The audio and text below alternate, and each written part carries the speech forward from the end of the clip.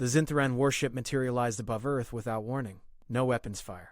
No demands. Just silence and the shadow of something vast enough to eclipse the sun over half the Pacific. I was in the command center when the transmission came through. Not in any language we knew, but somehow we understood it perfectly. They wanted a diplomatic envoy. One human. Unarmed. Within the hour. I volunteered before anyone else could speak. Martinez, you don't have the training, Colonel Reeves said, but his voice was hollow. We all knew nobody had training for this. I have linguistics background, 2 years studying xenoanthropology theory, and I'm expendable. I didn't say the last part was why I volunteered. After losing Sarah and the baby in the Vancouver incident, expendable felt like my natural state. The shuttle bay doors opened to vacuum, and I was pulled aboard by invisible forces. The interior defied geometry, walls curved in directions my eyes couldn't follow, lighting came from nowhere and everywhere. Then I saw her. She stood at the far end of the chamber, and my brain struggled to process what I was seeing. Humanoid, but taller, her skin shifting between deep blue and violet like a bruise healing in reverse. Forearms each ending in delicate six-fingered hands. Her face was angular, beautiful in a way that made my chest ache, with eyes that held depths I couldn't measure. She wore something between armor and formal dress, material that seemed to breathe. Our eyes met. The universe contracted to that single point of contact. I forgot the prepared speech. Forgot the diplomatic protocols they'd rushed me through. Forgot everything except the sudden, irrational certainty that I knew her, had always known her, would always know her. It hit like a physical force. Not attraction, though she was beautiful, but recognition. Like finding something you didn't know you'd lost. She stiffened. One hand went to her chest. Her eyes widened. Behind her, a figure emerged from the impossible shadows. Larger, older, wearing a crown of living light that cast no shadows. The Queen. She had to be. Power radiated from her like heat from a star. The Queen looked at me. Then at the woman I couldn't stop staring at. Then back to me. And smiled. It wasn't a human smile. Her lips didn't curve the same way. But I understood it bone deep. There was warmth in it. Knowledge. Recognition of something she'd seen before. Fascinating, the Queen said, and I heard it in my mind more than my ears. I wondered if your species experienced the resonance. Now I know. Your radiance, the woman said, her voice like bells underwater. I can explain. There is nothing to explain, Sereth. The resonance cannot be commanded or denied. The Queen's tone was gentle, almost amused. You felt it the moment he arrived. And he felt it too, though he has no words for what moves through him. Her name was Sereth. I don't understand, I managed, though my voice came from somewhere far away. No, you wouldn't, the Queen said.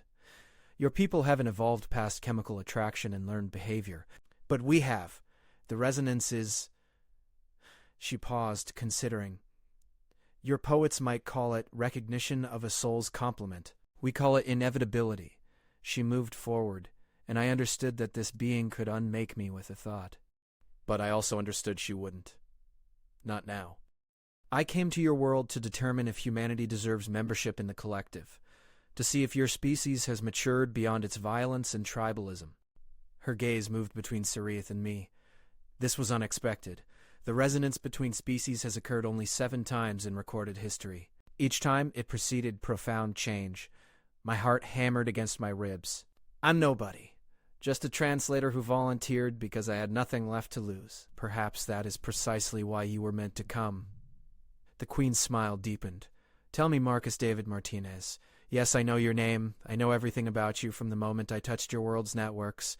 If I told you that accepting the resonance would require you to leave Earth forever, to join a civilization you cannot comprehend, to bind yourself to a woman whose very nature is alien to everything you know, what would you say? I looked at Sereth. She was trembling slightly, 2 of her hands clasped together. Her eyes held the same shocked recognition I felt. I'd say, I swallowed hard. I'd say I need to know what this means for Earth. For my people. I can't make a choice that affects only me. The Queen's expression shifted to something like approval. Good. You think of your people before yourself.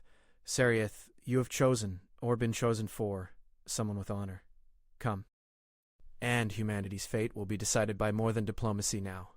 It will be decided by whether two beings from different worlds can bridge the infinite space between them.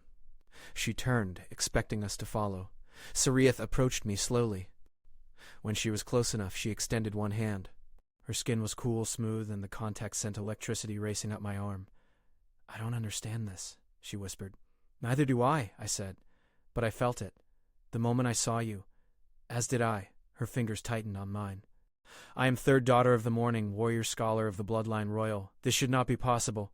I am a divorced linguist with a bourbon problem, and a death wish also shouldn't be possible."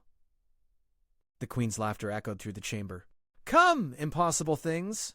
Let us discover what futures you might forge." We followed her deeper into the ship, hands still clasped, walking toward a destiny neither of us had chosen, but both of us somehow already accepted. Behind us, Earth turned in its orbit, unaware that its fate now rested not on weapons or treaties, but on whether love could exist in the void between stars. The Queen led us through corridors that hurt to look at directly. Other Zinthorans moved past, their attention sliding over me like water off glass. Some stared openly at our joined hands. Sarith's grip never wavered.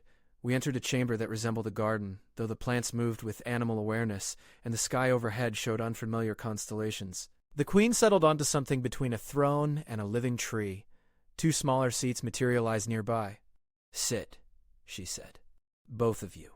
We have delicate matters to address."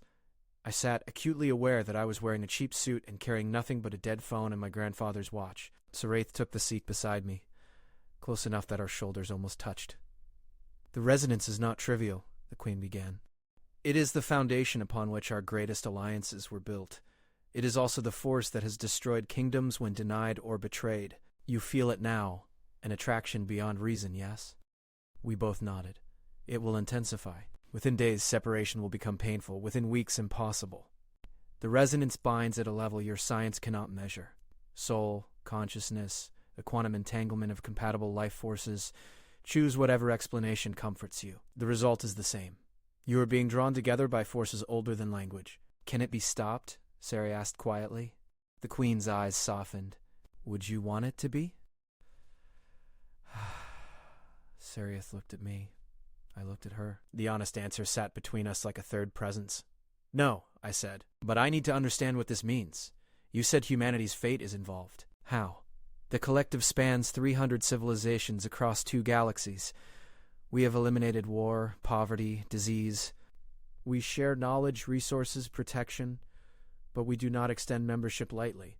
A species must prove it has evolved beyond its base nature. Humans are—" She paused delicately. "Concerning. Your violence, your tribalism, your willingness to destroy yourselves over ideology and resources." "We have watched you for centuries." "You are not ready." The words stung because they were true. However, the Queen continued, "the resonance changes everything. If a member of the royal bloodline, my own daughter, is bound to a human, then humanity cannot be as primitive as we feared. The resonance does not occur between incompatible souls. It suggests that your species has more potential than your history indicates. So, I'm what? A test case?" The bitterness in my voice surprised me.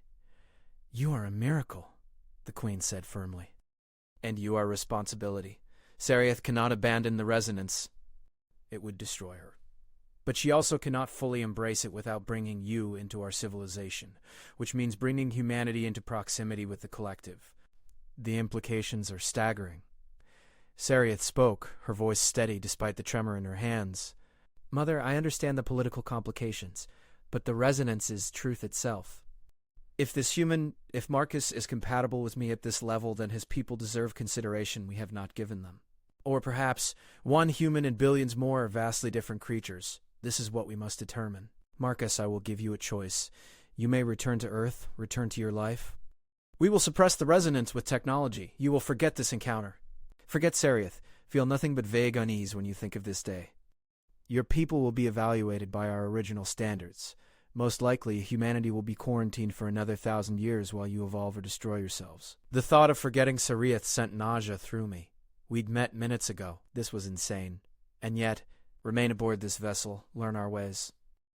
Allow us to study you, test you, determine if you truly represent humanity's potential or are merely an aberration. If you prove worthy, If you can bridge the gap between human and Xintharan culture, you may help your people ascend to the collective. If you fail, humanity will be quarantined indefinitely, and you will have sacrificed everything for nothing. Mother, that's not fair, Sarieth protested. You're placing Earth's entire future on his shoulders. I am placing it on both of your shoulders, the Queen interrupted. You feel the resonance, daughter. You know what it demands. If you pursue this bond, you become responsible for proving that such a bond can exist across the species barrier. You become responsible for him, and through him, for his people. Are you prepared for that burden? I am third daughter of the morning.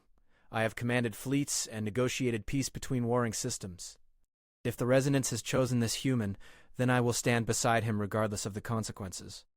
And you, Marcus, will you accept this burden?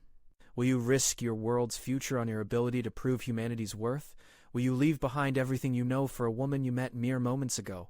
The violence, yes, but also the beauty. Art and music and the sound of rain on windows. I thought of Sarah and our unborn daughter, buried in Vancouver's ash. I thought of the emptiness that had driven me to volunteer for what everyone assumed was a suicide mission. I thought of Sarieth's hand in mine and the certainty that thrummed through me like a second heartbeat. I'll stay, I said. I'll do whatever it takes. Test me. Study me. Put me through whatever evaluation you want. If there's even a chance I can help Earth join the collective, I have to try. And I met Sarieth's eyes. I have to know if this is real, if what I feel is real. It is real, Sarieth whispered. I promise you it is real. Then let us begin. Marcus, you should know that the tests will not be academic. You will face physical trials, psychological examinations, cultural immersion that may break your understanding of reality itself. You'll be pushed to your limits and beyond. Many will want you to fail. Many believe humans are too dangerous to join the collective. You will have to prove them wrong through action, not words. I understand. No, you don't. But you will. She gestured, and two figures emerged from the shadows. They resembled Sarieth, but were clearly warriors. Armor that flowed like mercury, weapons that hummed with restrained violence. These are members of the Blood Guard. They will escort you to quarters. You will be given time to rest and for your biology to be analyzed. Tomorrow, your trials begin. Mother, Sarieth said, standing. Permission to accompany him. Help him adjust. The resonance will make separation difficult already. Very well. But remember, daughter, if he fails, you will lose him, and humanity will lose its chance. Choose wisely how you spend these hours. They may be all you have.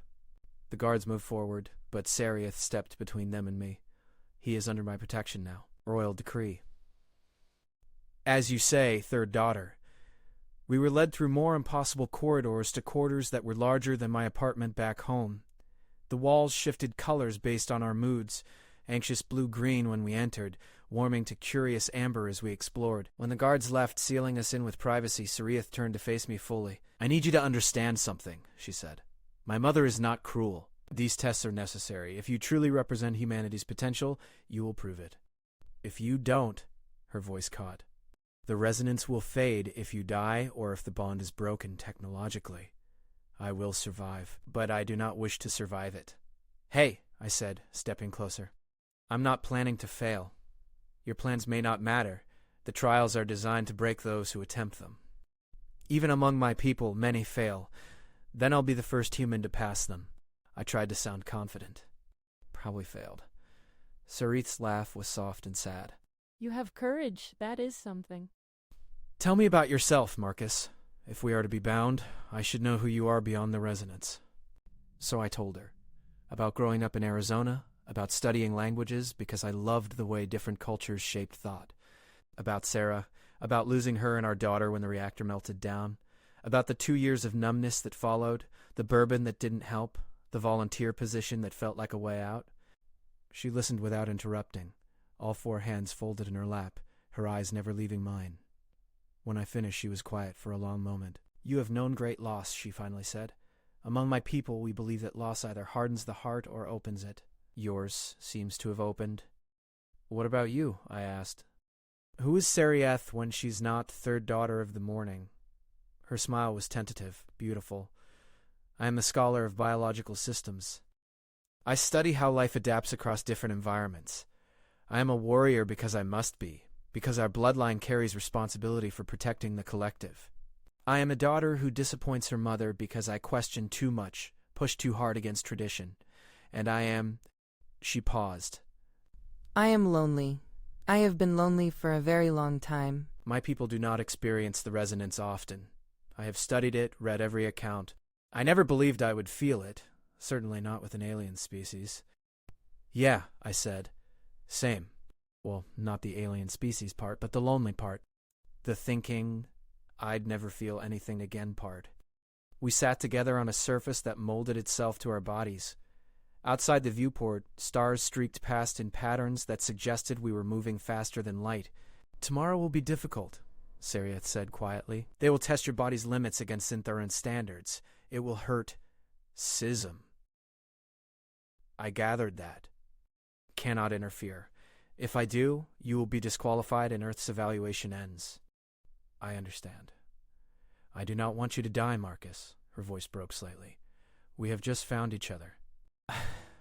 The resonance may be strange, maybe too fast, but it is also the first thing that has felt right to me in years. I do not want to lose it. I took her hand. One of them, the one closest to me. I don't want to die either. I've got reasons to live now. That's more than I had yesterday. She leaned her head against my shoulder, a gesture that seemed universal. We sat like that as the ship carried us deeper into unknown space. Two beings from different worlds, bound by forces we didn't understand, facing a future that would test whether love, or whatever the resonance truly was, could bridge the infinite gap between the stars. The trials would begin tomorrow. Tonight we simply existed together, two souls resonating in the darkness, hoping it would be enough. They came for me before dawn, though there was no dawn here, just the constant hum of the ship's engines and the artificial lighting that cycled to match circadian rhythms my body didn't recognize. Sarieth woke beside me. We'd fallen asleep talking, her head on my shoulder, my hand in hers, nothing more. The resonance thrummed between us, but neither of us had pushed beyond the simple comfort of contact. The guards wore full ceremonial armor now. Marcus David Martinez. The first trial awaits. Sarieth stood. I will accompany him to the arena. That is permitted, third daughter. But you may not enter the testing grounds. We walked through corridors filled with Zintharans who stopped to stare. Word had spread. The human who'd triggered the resonance with royalty. I caught whispers in languages that sounded like water and wind, felt the weight of hundreds of eyes measuring me. The arena was massive, carved from what looked like black glass. The ceiling arched impossibly high, and the floor was marked with symbols that glowed faintly. Thousands of Zintharans filled the observation decks. This wasn't just a trial, it was a spectacle. The Queen sat on a raised platform, flanked by advisors and military officials. She acknowledged Sarieth with a subtle nod, then turned her full attention to me. Marcus David Martinez, her voice boomed through the space. You stand before the collective as representative of humanity. Your first trial will test whether your body can endure what Zintharan warriors endure. You will face the Gauntlet of Ascension, a series of physical challenges designed for our physiology. Humans are weaker, slower, less durable. By our standards, you should fail within minutes. Prove us wrong. A figure emerged, tall, armored, carrying weapons that crackled with energy. Zintharan warrior, easily 7 feet tall, moving with predatory grace. You will face Kethrol, champion of the 4th Legion.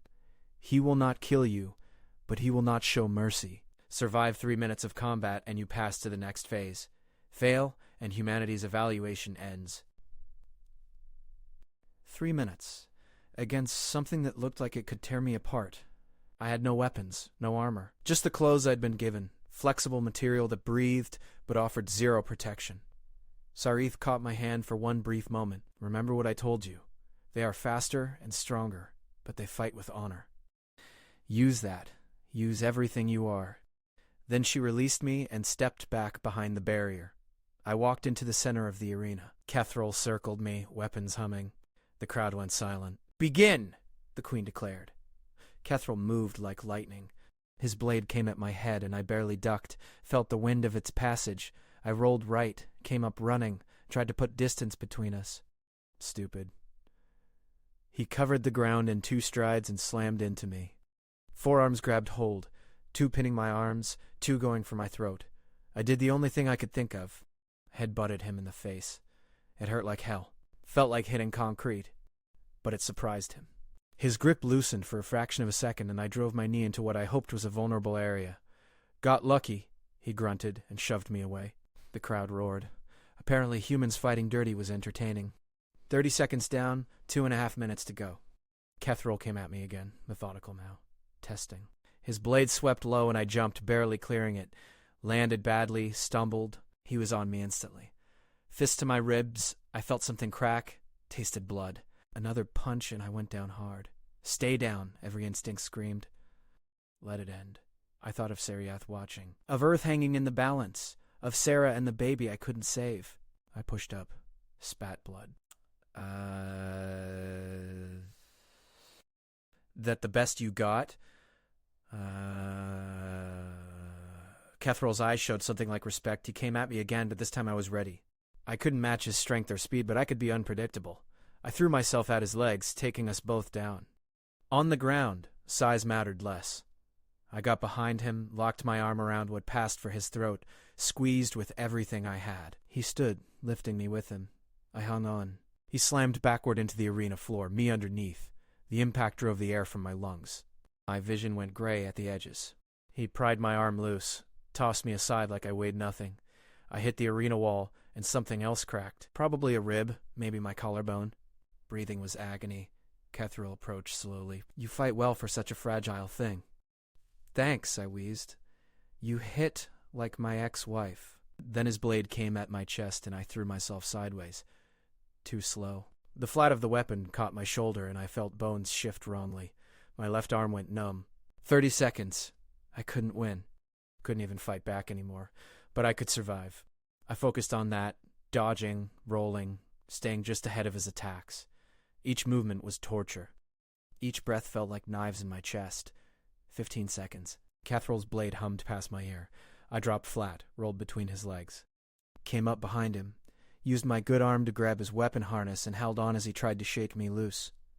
10 seconds. He spun, trying to dislodge me. The arena blurred. Blood ran into my eyes from a cut I didn't remember getting. 5 seconds. Enough! The Queen's voice cut through the chaos. Kethril stopped instantly. I collapsed to the arena floor, gasping. Every part of me hurt, but I was alive. 3 minutes, 14 seconds, the Queen announced. Marcus David Martinez has survived the first phase. Medics, attend to him.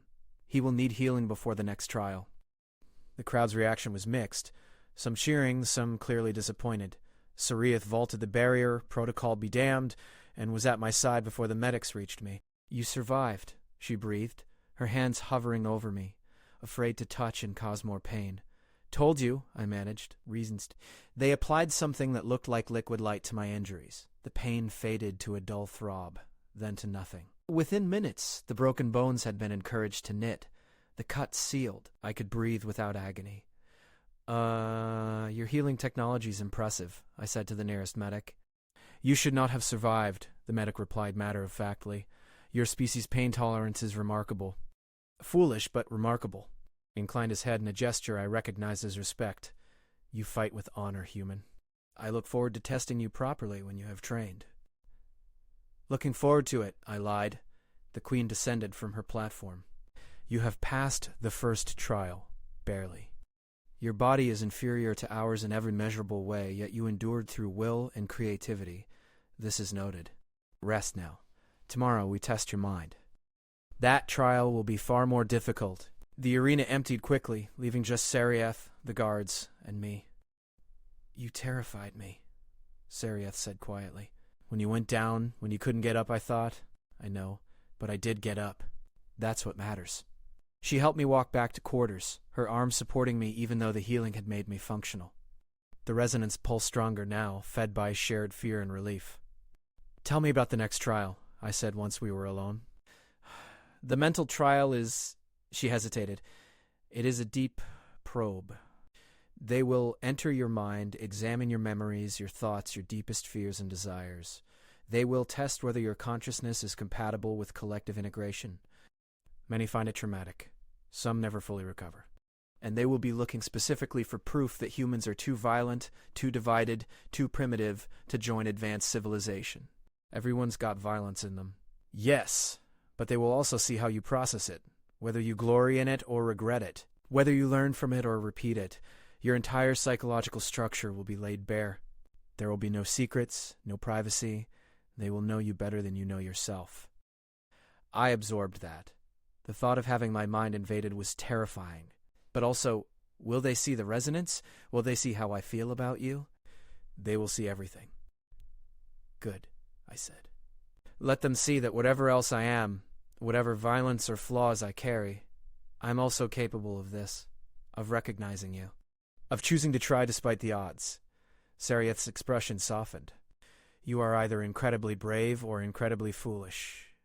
Probably both. We spent the rest of the day talking. She taught me about Zintheran culture, the way they valued community over individuality, harmony over competition, patience over aggression. I told her about human history, tried to explain why we were the way we were, the tribalism born from scarcity, the violence from fear, the slow, painful progress towards something better. We're not perfect, I admitted. We're barely functional most of the time. But we're trying. That has to count for something. My mother believes trying is not enough. She has seen species destroy themselves while claiming they were trying to improve. Then I'll have to prove we're different, that we can actually get there. We lay together again, the resonance weaving us closer. Tomorrow they would tear open my mind and judge humanity by what they found there. I should have been terrified. Instead, with Sarieth's heartbeat steady against my chest, I felt almost peaceful. Whatever they found in my head, at least it would be honest. At least it would be real. Marcus Sarith whispered in the darkness. Whatever happens tomorrow, know that the resonance was true. Is true. Even if they reject you, reject your species, what we feel is real. I know, I said. I've known since the moment I saw you. Sleep now. Gather your strength. Tomorrow will test everything you are. I closed my eyes. Her presence wrapped around me like armor against the darkness ahead. Tomorrow, the collective would look into my soul. I just had to hope they'd see what Sarieth saw. Not perfection, but potential. Not a finished species, but one worth saving.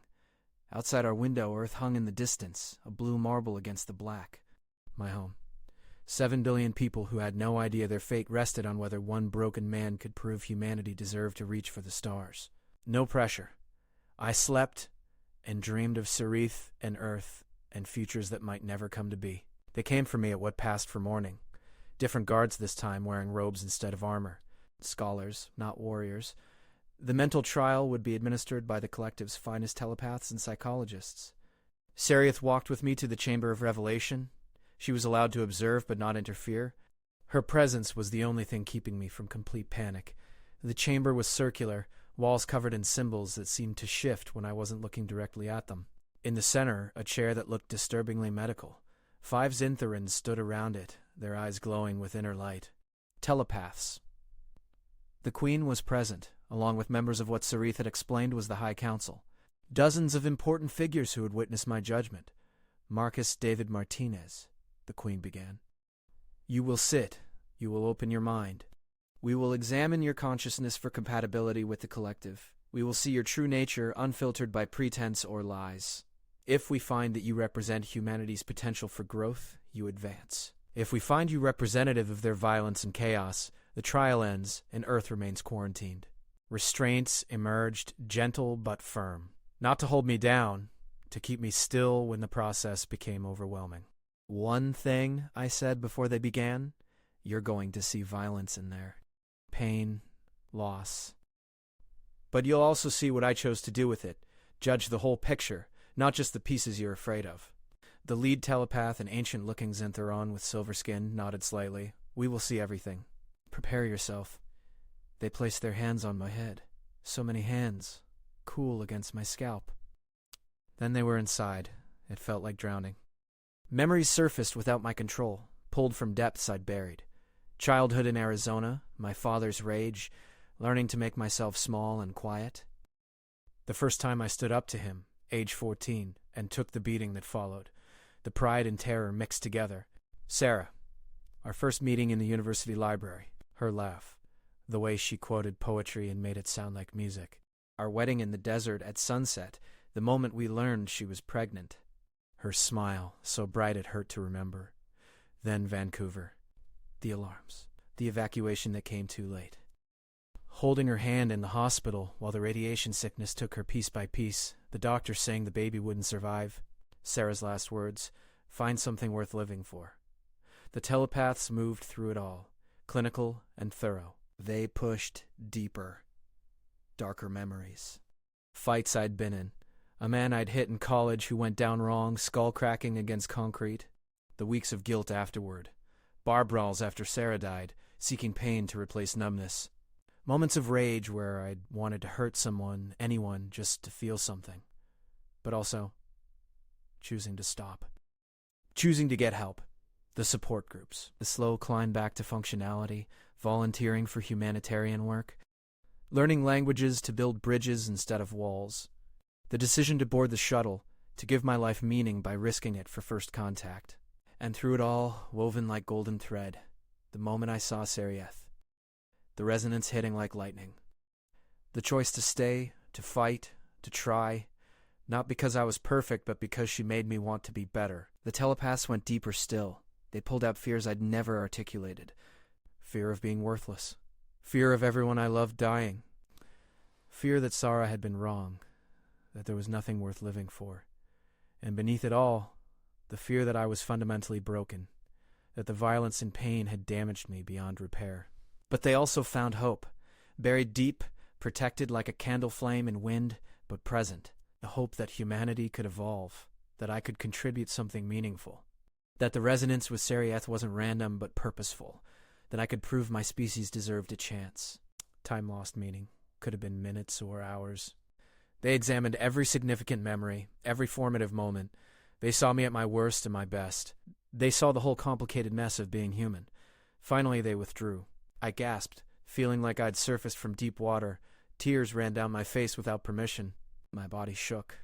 Sarieth was there instantly, steadying me. "Breathe. You survived it. Breathe." The telepaths conferred among themselves in rapid musical language. The Queen waited, expression unreadable. The lead telepath finally turned to address the chamber. "We have examined the subject thoroughly. What we found is complicated." "Explain," the Queen commanded. "This human carries violence in his history, anger, capacity for destruction. But he also carries profound capacity for growth. He has experienced trauma that would break most beings, yet he chose to build rather than destroy. He has made mistakes, yet he learned from them. He carries pain, yet he uses it to fuel empathy rather than cruelty. More significantly, his connection to third daughter Sarieth is genuine. The resonance is not infatuation or chemical attraction. It is true recognition at the consciousness level. We have rarely seen it manifest so purely. "And what of humanity?" the Queen asked. "Does he represent their potential, or is he an aberration?" "He represents what they could become. But we also saw his memories of his people. The wars, the tribalism, the environmental destruction. He is better than his species average, yet he was shaped by their culture. This suggests humans have the capacity for growth, but have not yet achieved it broadly. One individual's potential does not guarantee a species' worth." "Agreed," another said. "The risk is too great. Humanity should remain quarantined? You're judging billions of people by what you saw in one broken mind. That's not fair." "Fair?" The council member turned to me. "Young human, the collective survival depends on accepting only species who will contribute to our stability. Humans wage war over resources, ideology, territory. You poison your own world while fighting over its scraps. You barely achieve space travel and already you dream of weapons to use it for. Why should we believe you deserve membership?" "Because we're trying," I said, a voice hoarse. "Yes, we're violent. Yes, we're tribal. But we're also the species that creates art from pain, that builds communities from strangers, that reaches for the stars despite knowing we might not deserve them. We're young. We're making mistakes. But we learn. We grow. Give us a chance to prove it." "Pretty words," the council member said, "but words are cheap. Put me through every trial you have. Let me prove that humans can adapt, can integrate, can become worthy. I'll spend the rest of my life proving it if that's what it takes." The Queen raised a hand for silence. "The question is not whether Marcus David Martinez is worthy. Clearly he has survived 2 trials and passed both. The question is whether he represents humanity's trajectory or is merely an exception. To answer that, we need more data." She turned to me directly. "You will undergo the final trial. It is a test of character, a simulated scenario where you must make impossible choices. We will see how you prioritize self-preservation versus duty, personal desire versus greater good, immediate comfort versus long-term benefit. The scenario is designed to have no perfect solution, only honest choices that reveal true nature. When? I asked. While your mind is still open from the probe? While your defenses are down and you cannot hide behind false nobility? Sarieth stepped forward. Mother, he needs time to recover. If he is to prove his worth, he proves it now. The telepaths returned, placed their hands on me again. This time the sensation was different. Not invasive, but immersive. The chamber fell away. I was somewhere else. A city. Human city, familiar architecture. New York, I realized. But something was wrong. Smoke rose from multiple points. Sirens wailed. People ran through streets, panicked. I stood on a rooftop. Beside me, a device that looked like it belonged in a science fiction movie. Some kind of beacon. A voice spoke in my head. The telepaths narrating the scenario. An alien armada approaches Earth. They will destroy humanity unless deterred. You have access to a weapon that can cripple their fleet, but activating it requires a sacrifice. You must choose, yourself or Sarieth. One of you must die to power the weapon. Choose yourself.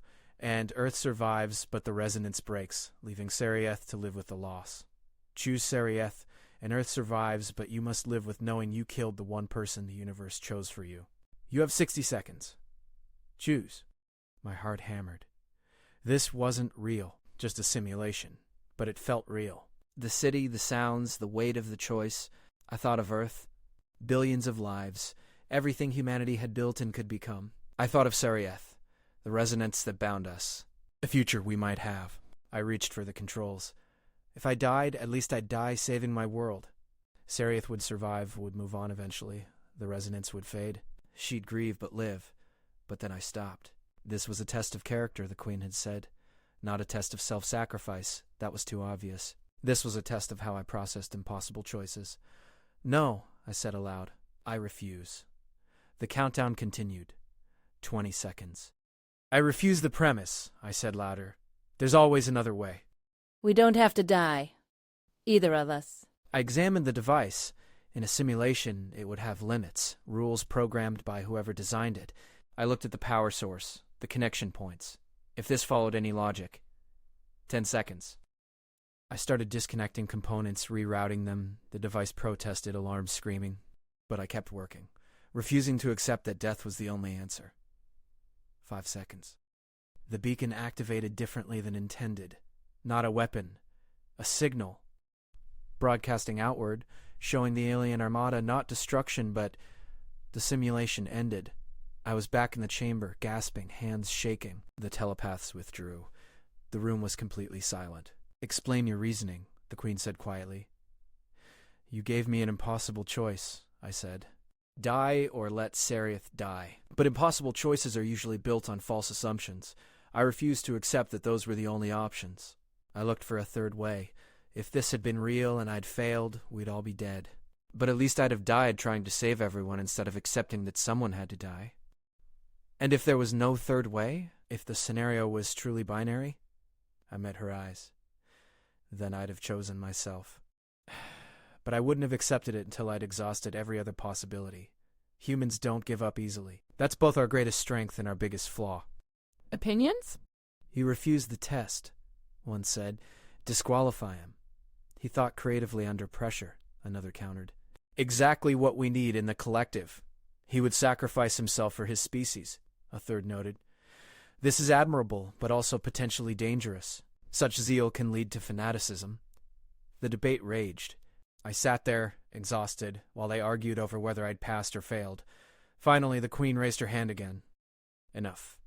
Marcus David Martinez has passed all 3 trials. Not perfectly, but adequately. He has proven that humans have potential for growth, creativity, and sacrifice. However, she paused. One human is not sufficient evidence to accept an entire species. Therefore, I propose a compromise. She stood, commanding the room's full attention. Marcus will remain with us. He will train in our ways, learn our culture, prove that humans can integrate with the collective. This process will take years. During that time, we will observe Earth more closely. We will look for others like Marcus, individuals who demonstrate humanity's potential.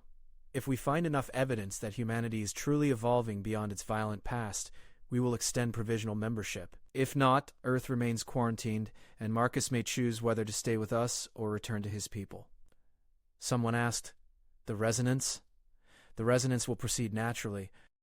If my daughter and this human can build a genuine bond across species barriers, it will be the strongest evidence yet that humanity deserves consideration. They will become our test case. Sarieth spoke up. "Mother, you're making us responsible for an entire world's fate." "That's the burden the resonance carries," the Queen said firmly. "You felt it, daughter. You accepted it. Now you must bear its consequences. Both of you. Do you accept these terms, Marcus David Martinez? Will you commit years of your life to proving humanity's worth? Knowing you may never return home? Knowing failure means condemning your species?" I thought about it for exactly 3 seconds. "Yes," I said. "I accept. Then it is decided." The Queen's expression softened slightly. "You have done well, human. Better than I expected. Rest now. Tomorrow, your true training begins. And the universe will watch to see if love can bridge the void between stars." Only Sarieth and I remained, and the guards who waited to escort us back. She took my hand. "You just committed to an impossible task." "Yeah," I said. "Seems to be my thing now." We walked together through the ship, the resonance humming between us stronger than ever. I'd passed the trials, barely. But I'd passed. Now came the hard part, proving that one human's potential meant humanity deserved the stars. No pressure at all.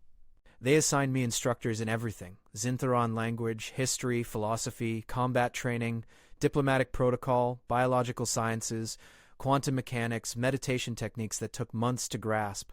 I woke before the ship's day cycle began and collapsed after it ended.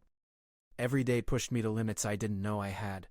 But Sarieth was there. Not always physically, she had her own duties as third daughter, but the resonance kept us connected. I could feel her presence like a warmth in my chest, steady and real. When training became overwhelming, when I wanted to quit, that connection pulled me through. The other Zintherans slowly began to accept my presence. Kethril became something like a friend, sparring with me regularly and teaching me their combat philosophy. "You fight like you're trying to survive," he told me once. "Learn to fight like you've already won." I met other species in the collective. The crystalline Thraxi who communicated through light patterns. The aquatic Delphae who sang their histories. The insectoid Chitrex who thought in hive minds but respected individuality. All of them watched me carefully, this human who might represent his species' entry into their community. Some were welcoming, others openly hostile. More than once, I overheard council members arguing that humanity should be quarantined indefinitely, that I was an aberration, and Earth would never produce enough individuals like me to matter. I let their words fuel me. Every time someone said humans couldn't adapt, I adapted harder. Every time someone claimed we were too violent, I showed restraint. Every time someone suggested I'd fail, I proved them wrong. And slowly, grudgingly, they began to respect me. The second year, the Queen assigned me a task. "Earth sends signals into space," she said. "Messages from your leaders attempting to contact us. You will craft responses. Show me that you understand both your people and ours well enough to build bridges." I spent months on those messages. Every word carefully chosen. Explaining the collective without overwhelming Earth's governments, describing the trials without making them sound impossible, offering hope without guaranteeing acceptance. When Earth received the first message, authenticated with information only I could provide, the response was chaos. Some celebrated, others panicked. Conspiracy theories exploded. Religious leaders argued about theological implications, politicians postured, but slowly, over months, Earth began to change. Not everywhere, not completely, but enough. The collective's existence and humanity's conditional trial sparked something. Nations began cooperating more. Environmental efforts intensified. Violence decreased slightly year over year. People started asking what kind of civilization they wanted to be when they faced the stars. I watched from millions of miles away, proud and terrified. My people were trying. Whether it would be enough, I couldn't know. The third year, Sarieth and I were married. Not by human customs or Zentheran ones. We created our own ceremony, blending both traditions. The Queen presided, and to my shock, gave her blessing. You have proven the resonance true, she told us. You have built something genuine across impossible distances. This gives me hope, for you and for both your peoples. Our quarters became a home. Sarith taught me about her research, and I contributed human perspectives that sometimes yielded insights she hadn't considered. We built a life together, strange and unprecedented but real. The resonance had deepened into something beyond cosmic coincidence. It was choice now, renewed daily, partnership, love in a form neither species had encountered before. But the weight never lifted. Every message from Earth, every report of progress or setback, reminded me of the responsibility we carried. Humanity's fate still hung in the balance. The 4th year, the Queen summoned us both. The Council has been reviewing Earth's progress. There has been improvement. Undeniable. But also, she paused, also regression in some areas, new conflicts, renewed tribalism. The question remains whether humanity's growth is sustainable or temporary, driven only by awareness of our observation. They're trying, I said. Real change takes time. Time we may not have. The Council is divided. Some wish to extend provisional membership now. Others want to quarantine Earth for another century. And some, her expression darkened, some wish to eliminate the threat entirely, to ensure humanity never becomes advanced enough to pose danger to the collective. My blood ran cold. You're talking about genocide. Those council members believe humanity's violent nature is immutable, that given enough time and technology, your species will inevitably threaten others. They propose she chose words carefully, a limitation, preventing you from advancing beyond your current technological level, permanently. That's still condemning billions to a cage, Sarith said, her voice sharp. Mother, you cannot seriously consider... I consider everything, daughter. The collective safety is paramount. But... She looked at me. You have been a voice for your species. You have earned the right to speak now. The Council will hear you in 1 week. Make your case. Convince them that humanity deserves not just survival, but true membership. This is your final trial, Marcus. The one that matters most. 7 days. To prepare an argument for the salvation of my species. I didn't sleep much that week. Sarith helped me prepare, running through arguments, anticipating objections. We gathered data on Earth's progress, reduced conflict statistics, increased cooperation, environmental improvements. We compiled examples of humans at their best. Art, science, philosophy, acts of courage and compassion. But we both knew data wouldn't be enough. The Council had data. They needed something more. Something that would make them see humans as more than statistics and potential threats. The day came. The Grand Chamber of the Collective. A space so vast it held representatives from all 300 member civilizations. Thousands of beings in forms and shapes that defied description. And all of them would judge whether humanity lived or died. I stood at the center, alone. Sarith watched from the gallery, the resonance blazing between us, her faith in me like armor. The Queen spoke first, outlining the situation, the divided council, the years of observation, my trials and integration, Earth's progress and setbacks. Then she turned to me. Marcus David Martinez, you may speak. I looked out at thousands of alien faces. Thought of Earth spinning in the dark, full of people who had no idea their fate was being decided, and I began. 4 years ago, I was a broken man from a broken species. I'd lost everything I loved. I volunteered for what I thought was a suicide mission because I had nothing left to lose. Then I met Sarith, and the universe showed me that even broken things can find purpose. I paused, gathering thoughts. You're deciding whether humanity deserves to join you, whether we're too violent, too primitive, too dangerous, and you're right to question. We are violent. We have killed each other over ideology, resources, territory, skin color, beliefs. We've poisoned our own world and nearly destroyed ourselves repeatedly. We're tribalistic, short-sighted, driven by emotions we barely understand. By your standards, we're children playing with weapons we can't control. This wasn't going how they expected, but here's what you need to understand. We know all that, and we're trying to be better. Not because you're watching, although that helped, but because we're finally realizing we have to. Every generation, we make mistakes, but every generation also learns from them. Slowly. Painfully. But genuinely, I looked at the council members who wanted Earth quarantined or worse. You want to judge us by our worst moments? Fair, but also judge us by our best. We're the species that sends music into space. hoping someone will hear it and know we dreamed of them. We're the species that builds hospitals in war zones and schools in ruins. We're the species that looks at the stars and reaches for them even though we know we might not make it. We fail constantly. But we never stop trying. That has to count for something. A council member stood, one of the ones who'd advocated for permanent limitation. Pretty words. But actions matter more. Humans still wage war, still destroy their environment, still divide themselves into hostile groups. Why should we believe this will change? In the 4 years you've been watching, violence has decreased by 18%. International cooperation has increased. Environmental restoration projects have tripled. Yes, there are setbacks. Yes, some regions still fight. But the trajectory is clear. We're moving in the right direction. Too slowly, another council member said.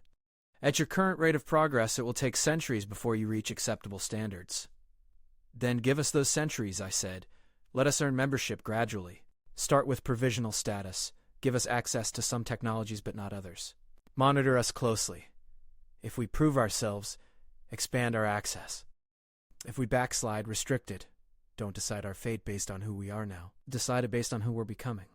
The Queen spoke. And if humanity never reaches acceptable standards, if your violence proves immutable, then you'll have been right to exclude us, and I'll live with knowing my species wasn't ready. But give us the chance to prove ourselves. That's all I'm asking. Not certainty. Not guarantees, just a chance. Silence fell across the chamber. Thousands of beings considering one human's plea. Then Sarieth stood. She wasn't supposed to speak. This was my trial. But she did anyway. I am third daughter of the morning, warrior scholar of the bloodline royal. 4 years ago the resonance bound me to this human. At first I thought it was a mistake. How could my consciousness resonate with something so alien, but I was wrong. Marcus is an alien. He's different. And difference is not weakness. It's possibility. She moved to stand beside me. Everything he said is true. Humans are flawed, but they're also capable of extraordinary growth.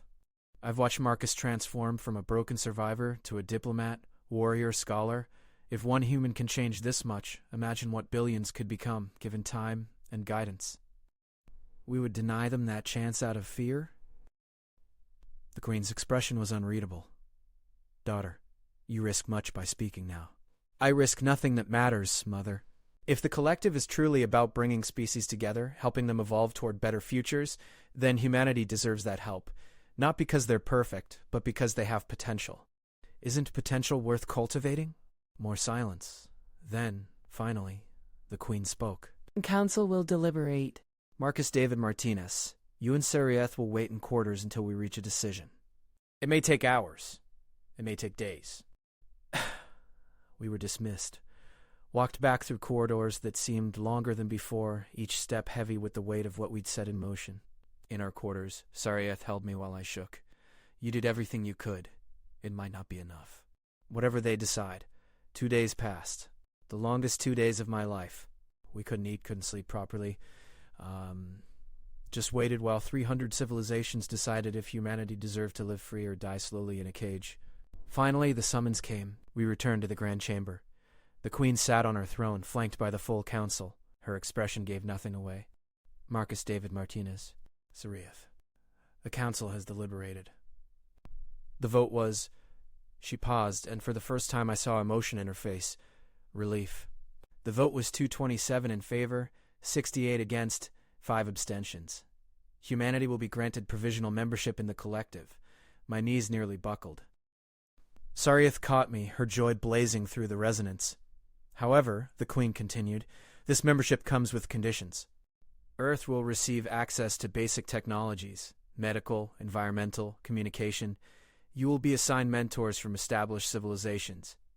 Your progress will be monitored closely. Full membership will be evaluated in 50 years. If humanity continues improving, access will expand. If you regress, membership will be revoked and quarantine reinstated.